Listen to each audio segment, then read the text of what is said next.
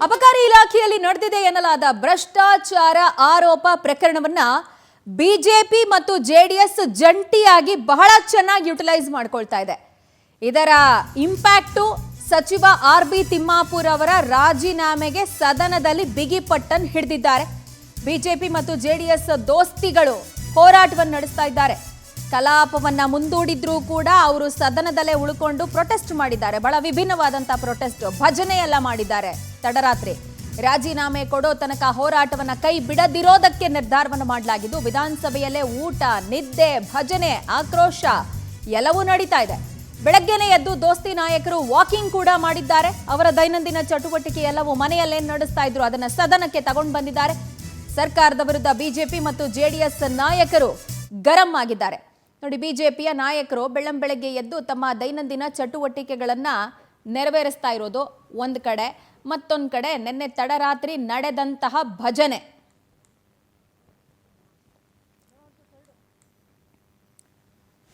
Right, ಈ ಸದನದಲ್ಲಿ ನಡೀತಾ ಇರುವಂತಹ ಹೋರಾಟದ ಕುರಿತಾಗಿ ವಿಪಕ್ಷ ನಾಯಕ ಆರ್ ಅಶೋಕ್ ಪವರ್ ಟಿವಿ ಜೊತೆ ಮಾತಾಡಿದ್ದಾರೆ. ನಮ್ಮ ಪ್ರತಿನಿಧಿ ರೂಪೇಶ್ ಅವರ ಜೊತೆಯಲ್ಲಿ ಯಾವೆಲ್ಲ ವಿಚಾರವನ್ನ ಆರ್ ಅಶೋಕ್ ಹಂಚಿಕೊಂಡಿದ್ದಾರೆ, ಬನ್ನಿ ನೋಡೋಣ.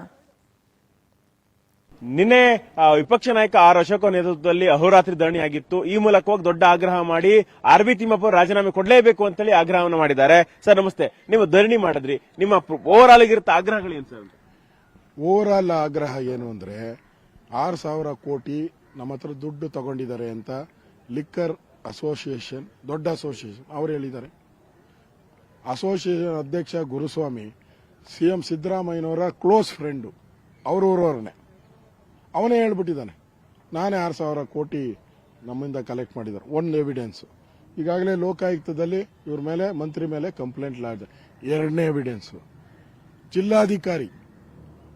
ಜಿಲ್ಲಾಧಿಕಾರಿ ಅವರ ಮಾತು ಆಡಿಯೋದಲ್ಲಿ ಹೇಳಿರೋದು ರೆಕಾರ್ಡ್ ಆಗಿದೆ. ಮಂತ್ರಿಗೆ ನಾವು ಕೋಟಿ ದುಡ್ಡು ಕೊಟ್ಟಿದ್ರಿ, ಒಂದೊಂದು ವೈನ್ ಸ್ಟೋರ್ಗೆ 1-2 ಕೋಟಿ ಕೊಟ್ಟಿದ್ರಿ, ಅಲ್ಲಿ ರೆಕಾರ್ಡ್ ಆಗಿದೆ. ಜಾಯಿಂಟ್ ಕಮಿಷನರ್ ಹೇಳಿದಾನೆ, ಜಾತಿ ಮೇಲೆ ನೀನು ಕುರುಬ ಆದ್ರೆ ಒಂದು ರೇಟು, ಒಕ್ಕಲಿಗ ಆದ್ರೆ ಒಂದು ರೇಟು, ಲಿಂಗಾಯತ ಆದ್ರೆ ಇನ್ನೊಂದು ರೇಟು ಅಂತ ಆಡಿಯೋದಲ್ಲೇ ಹೇಳ್ಬಿಟ್ಟಿದ್ದಾನೆ. ಅಂದ್ರೆ ಈ ಸರ್ಕಾರ ಲೂಟಿ ಹೊಡೆದಿರೋದು, ಇದಕ್ಕಿಂತ ದಾಖಲೆಗಳು ಏನು ಬೇಕಾಗಿಲ್ಲ. ಅದಕ್ಕೋಸ್ಕರ ನಾವು ದಾಖಲೆಗಳು ಕೊಟ್ಟಿದ್ದೀರಿ, ಸುಳ್ಳು ಆಪಾದನೆ ನಾವು ಮಾಡಿಲ್ಲ. ಅದರಿಂದ ರಾಜೀನಾಮೆ ಒಂದೇ ಅವರಿಗೆ ಉಳಿದಿರೋ ದಾರಿ. ಅಧಿಕಾರಿಗಳ ಮಟ್ಟದಲ್ಲೇ ಇದು ನಡೆದಿರಬಹುದು, ಮಿನಿಸ್ಟರ್ ಮಟ್ಟದಲ್ಲಿ ನಡೆದಿಲ್ಲ ಅಂತ ಸಿಎಂ ಸಮರ್ಥನೆ ಮಾಡ್ಕೊಳ್ತಿದ್ದಾರೆ. ಹೌದಪ್ಪ, 6,000 ಕೋಟಿ ಯಾವನ ಡಿಸಿಗೆ 6,000 ಕೋಟಿ ಎಲ್ಲಿಕ್ಕಂತಾನಪ್ಪ? ಆ ಬೆಳಗಾವಿಯಲ್ಲಿ 400 ಕೋಟಿನೇ ಇಟ್ಕೊಳಕ್ಕಾಗಿಲ್ಲ ಅವನ ಕೈಲಿ.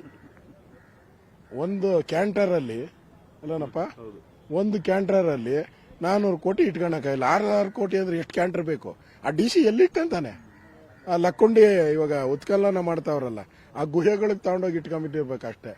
ತಿಂದಿರೋರು ಇವ್ರು ತಿಂದು ರಾಹುಲ್ ಗಾಂಧಿಗೆ ದುಡ್ಡು ಕಳಿಸಿದ್ದಾರೆ.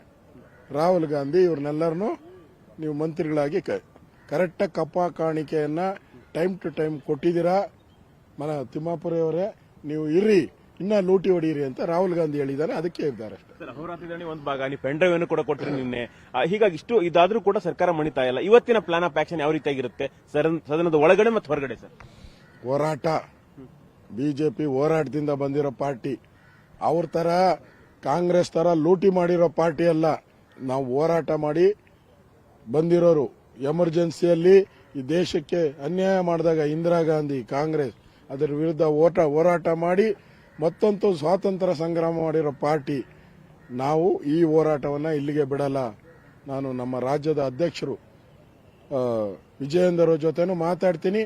ಬೀದಿಗಿಳಿದು ಹೋರಾಟ ಮಾಡುವಂತದಕ್ಕೂ ನಾನು ಅಧ್ಯಕ್ಷರಿಗೆ ನಾನು ಸಲಹೆಯನ್ನ ಕೊಡ್ತೀನಿ. ಬೀದಿಗಿಳಿದು ಹೋರಾಟ ಮಾಡ್ತೀನಿ. ಸದನ ಮುಂದುವರಿಬೇಕು ಅಂತ ಆಗ್ರಹ ಇದೆ ಸರ್, ಇನ್ನೂ ಕೂಡ, ಯಾಕಂದ್ರೆ ಹೌದು, ಒಂದು ಮಂತ್ರಿಗೆ 1 ವಾರ ಆಗಿದೆ. ನಾನು ಇನ್ನೂ ಒಂದು 5-6 ಮಂತ್ರಿಗಳವೆ. ಅದಕ್ಕೆ ಇನ್ನೊಂದು ತಿಂಗಳು ಸದನ ನಡೆಸಿದ್ರೆ ಎಲ್ಲಾ ಮಂತ್ರಿದು ಕತೆ ಬಿಚ್ಚಬಹುದು.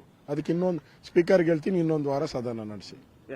ಇದಿಷ್ಟು ವಿಪಕ್ಷ ನಾಯಕ ಆರ್ ಅಶೋಕ್ ಅವರ ಮಾತುಗಳು. ಇನ್ನೂ ಕೂಡ ಸದನ ಮುಂದುವರಿಬೇಕು ಅನ್ನೋ ಆಗ್ರಹವನ್ನ ಅವರು ಮಾಡ್ತಾ ಇದ್ದಾರೆ. ಕ್ಯಾಮರಾಮನ್ ಜಯರಾಮ್ ಜೊತೆ ರೂಪೇಶ್ ಬೈಂದೂರು, ಪವರ್ ಟಿವಿ, ಬೆಂಗಳೂರು.